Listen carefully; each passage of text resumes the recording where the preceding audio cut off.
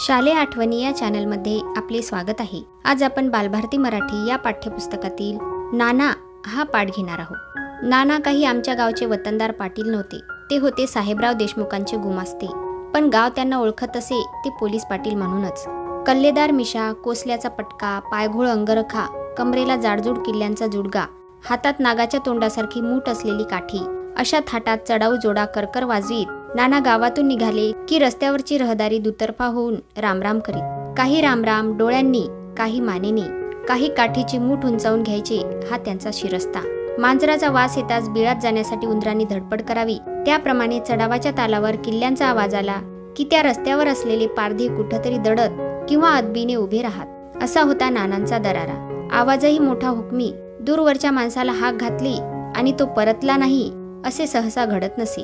काय गावात राहायचं की नाही, एवढ्या गिरकीवर कितीतरी प्रश्न जागच्या जागी मिटत। नानांचा शब्द मोडण्याची ताकद कोणातच नव्हती। खरा तो खरा आणि लबाड तो लबाड असा त्यांचा खाक्या। लबाडी करणारा कितीही मातब्बर असला तरी त्याची गय व्हायची नाही। तसेच गावच्या येसकराची बाजू खरी असेल तर तो कधी उघडा पडायचा नाही। पहाटेची चांदणी उगवली की नानांचा दिवस सुरू होई। कोंडवाडा, चावडी, धर्मशाळा, पारध्यांची वसाहत यांना वेढा घालून ते आपल्या शेतावर जात। नाना शेतातून परतू लागले म्हणजे गावाला जाग येई। त्याच वेळी हजेरीची अट असलेला पारध्यांचा तांडा नानांना मुजरा करण्यासाठी वाटेवर उभा राही। नानांची भेदक नजर मुजऱ्याला नसलेला पारधी सहज शोधून काढीत असे। रामा कदम एकदा ढसढसा रडतच नानांच्या समोर आडवा झाला। त्याची ही अवस्था पाहून नानांनी विचारले, रडतोस काय असा, नीट बोल की काय झालं ते। रामाने आपले रडू कसेबसे आवरले। त्याने नानांना सगळी हकीकत सांगितली। साहेबराव देशमुखांचा एकुलता एक मुलगा फकीरा भारी विचित्र होता। यात्रेला जाताना त्याची धमनी कधी सावकाश नाही जायची। त्याच्या धमनीचे बैल कसे अगदी पुष्ट असायचे, त्यांना तो वाटेल ते खाऊ घालीत असे। त्या दिवशी त्याने रामाच्या उभ्या शेतात आपले बैल चरायला सोडले होते। कापणीला आलेले पीक बैलांनी रात्रभर खाऊन फस्त केले होते। तोंडचा घास फकीराने हिसकावून घेतला होता, म्हणून रामा कळवळून रडू लागला। नानांच्या तळपायाची आग मस्तकाला भिडली। फकीरा आपल्या मित्रांबरोबर निवांतपणे गप्पा मारत मारुतीच्या पारावर बसला होता। नानांना हे कळताच ते तिथे धावून गेले। फकीराला त्यांनी बडवतच गडीखाली नेले।